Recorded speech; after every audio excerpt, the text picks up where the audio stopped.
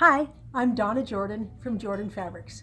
Today I'm going to show you all the steps to make a new version of the line dance quilt. Now this is a new version because I've already made a free pattern for an old version of the line dance quilt. This pattern also has a free tutorial here on YouTube, but I find myself not recommending this pattern very often when I send out my daily email to everyone because the accent is very subtle, and that can be very muted, very beautiful, but I find for myself personally, a lot of times I want more pop with my accents, and so that's what we've got going on here.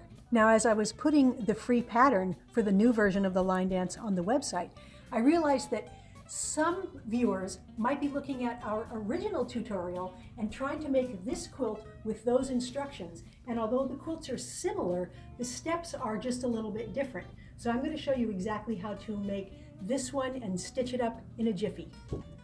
So here's all we need to make the quilt.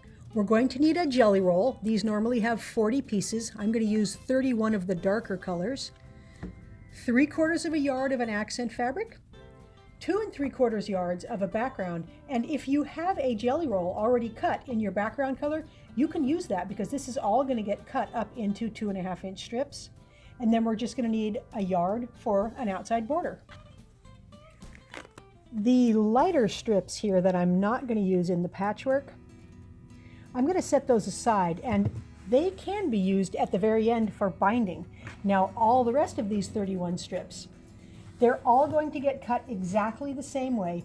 We are just going to cut it into 20-inch pieces. So since it's folded here, I'm going to get 2 20-inch pieces from each of the strips.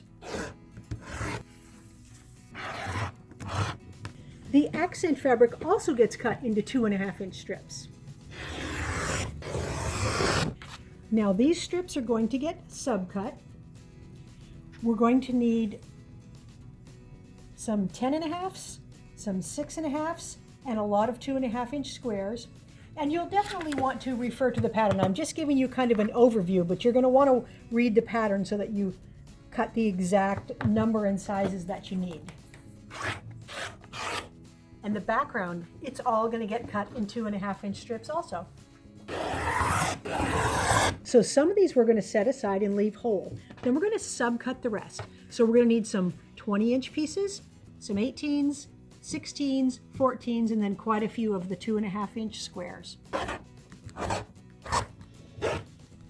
Everything is cut out now, so we're going to take all of our 20-inch pieces and our 2.5 inch accent squares over to the sewing machine. Now each one of these strips is going to get one accent square on one end of it, not on both ends, just on this one end. And you're going to want to press the seam allowance toward the accent. So go ahead and do that with all the strips.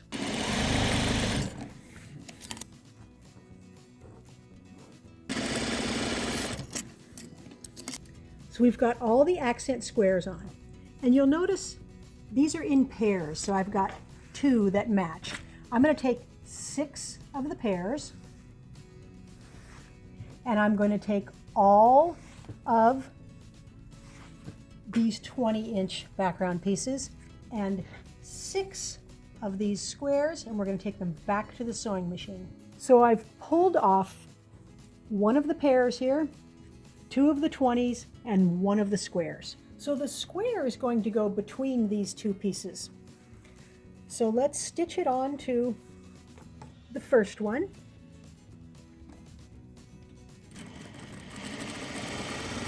And this time we'll press the seam allowance toward the darker fabric, away from the background. Then we'll stitch this guy on.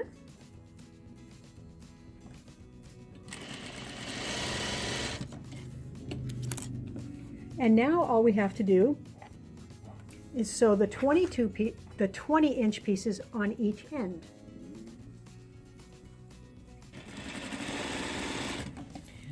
Again, press that seam toward the darker fabric.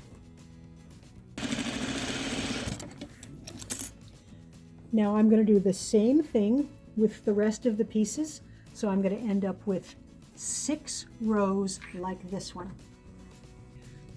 So the rows we just made are these rows here that are going to go between our main patchwork sections, which are these here.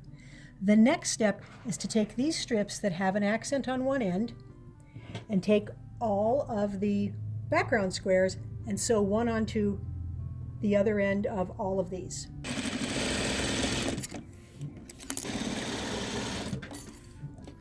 We're pretty much in the home stretch here now. All we have to do is take our biggest accent piece and pair it up with our smallest background, then our medium accent piece with the medium background, and our smallest squares here with the longest background. The first row I'm going to make is this middle row here.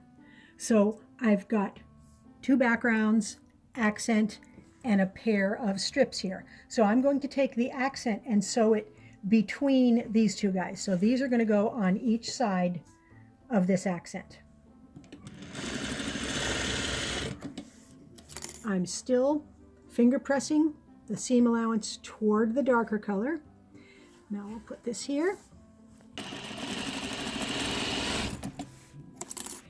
Now I'm just going to add the background strips, one on each end. So here's the middle row. Let me get this laid out here. Now I'm going to work on the row that's right next to the center.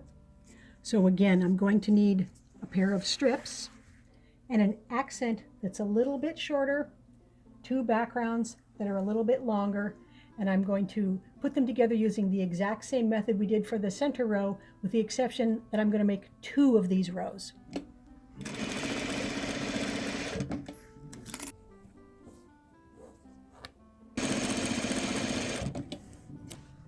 So these rows go right on the bottom and again on the top of the center.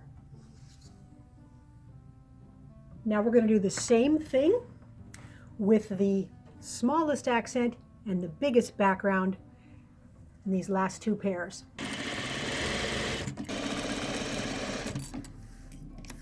So these rows go on the top and on the bottom, and all the rows now are all exactly the same length. And it's going to be really easy to sew these rows together because we're going to match it right here, but the seam allowances are going in opposite directions, so they're going to nest. Same thing here and here and here. So I'm not even going to have to pin them because it's real easy to match everything. Everything's going to lay nice and flat, so I'm just going to sew all these rows.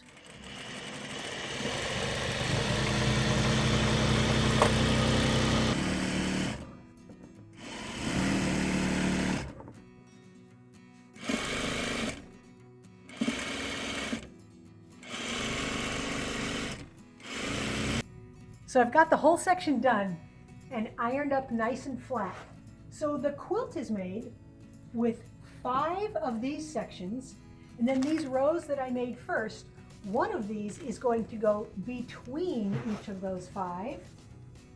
And then we're also going to put one of these on this end and then one on the very far end of the quilt. And that's all you need to make the whole quilt. I've got the quilt all done here and quilted, and I wanted to show you the pattern that I used for the quilting. Because I've got a lot of blank space, a lot of negative space, I wanted to try something that was curvy but larger than normal. So I did a much bigger scale on the quilt than I usually do. So let me show you what it looks like. So here's that blank space I was talking about. So my personal preference is to have smaller, more dense quilting. But a lot of customers and a lot of quilters like it much more open. It makes the quilt more drapey so that it can hug around you a little bit better. And you can also see the pattern really well when it's this big. So just to show you something small to compare to, here's one of mine with very dense quilting. It gets a little bit stiffer when you've got this much quilting, but it still works perfectly fine.